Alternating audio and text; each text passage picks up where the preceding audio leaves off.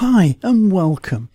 In this video we're going to be talking about making a black and white image using a black and white adjustment layer.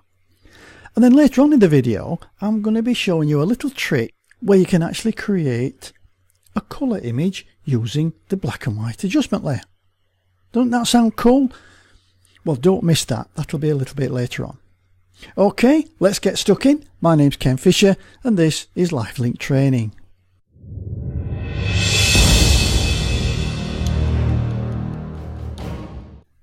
Righty-ho, let's get stuck into making a black and white image using a black and white adjustment layer.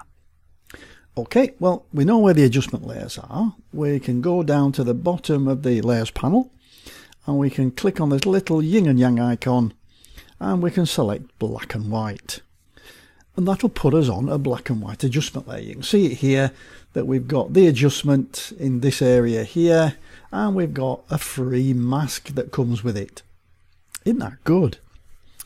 Right, over here in the properties panel you can see the properties for the black and white adjustment layer. And now what we've got is basically underlying control of all the colours, so we can try with the red slider. So let's see if there's any red in this image. Well, there is, so we can actually enhance that red a little bit. Are there any yellows? Well, if we've got any grass, then yeah, we're going to have some yellows because the majority of the grass is in the yellow spectrum. So if we move the yellow slider, you'll see that we'll get a pretty good adjustment on that. So let's lighten it up a little bit. And then have we got any green? Well, we've got plenty of grass, but as you'll see, there's not much green. There is some little bits going off, but not a lot. And then the cyans and the blues, well, they can control the sky. We can lighten the sky. Let's try with the cyans. Or we can darken it more with the blues. Let's go for a darkening of that sky. Yeah, it just makes it look a little bit more moody. I like that.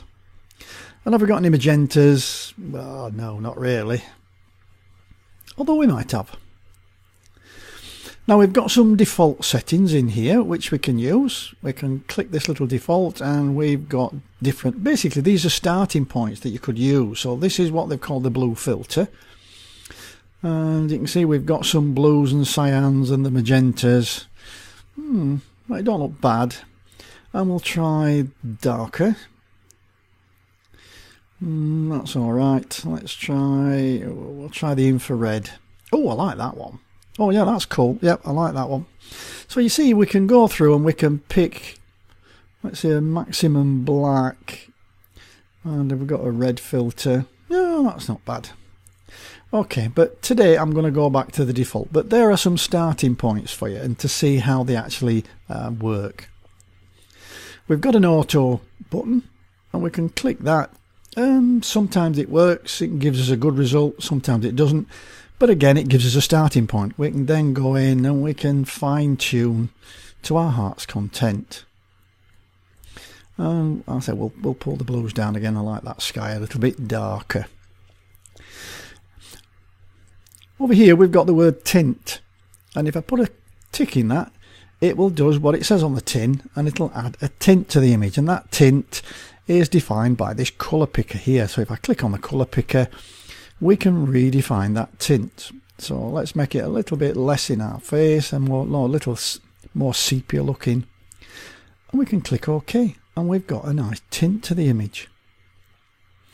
Okay, we'll just turn that off. And here we've got the target adjustment tool. And if I click on that to make it active, you'll see the two little arrows are running horizontally. So that means the action of the tool is to drag horizontal.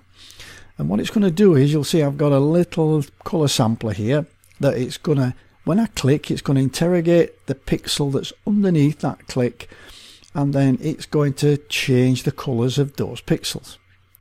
So if I click and drag to the right, I can lighten, and if I drag to the left, I can darken. And that's darkening, and you can see the slider that's moving, it's the blue slider. And so if I go down here in the grass area and I click, and I go to the right, you see I'm moving the yellow slider, and to the left I can darken. So it's a really good tool for being able to do things quite quickly, but actually on the image itself, because sometimes you don't know where colours are. Let's try the lighthouse here. If I click and drag, yeah, that's in the blue range. There's quite a lot of blue light on that lighthouse, which you would expect because it was quite a lovely sunny day. And lastly, but not leastly, is the little trick, and it's to do with really creating a colour image but using the black and white adjustment layer. Yeah, sounds a bit odd, but bear with me. And what I'm going to do is, with the black and white adjustment layer in position, I'm going to change the blend mode to luminosity. And what that's going to do is that's going to bring back the colour image. But now I can control my colour image by moving these sliders in these discrete little colour ranges. So I can say, is there any reds in the image? Well, there are quite a bit. You can see on those, the houses at the top here, there's some red tiles. So I can now control those colours. Are there any yellows? Well, yes, we knew there were yellows, but now I can change the yellow. But I'm now just working on the luminosity values. I'm just working on the black and white values of the image. And the greens, I'll just pull the greens a little bit. Let's just have a look at the blues. Let's pull that sky down a bit. So I can now control my colour image now by using a black and white adjustment layer. Is that not cool? And maybe a little bit unexpected. Well, that's it now for the black and white adjustment layer. I do hope you found that useful. If you did, don't forget, give me a thumbs up, or please leave a comment in the more section underneath the video. And please, if you get a minute, click that subscribe button and help me to grow my Photoshop learning community. I'll see you in the next video. Bye for now.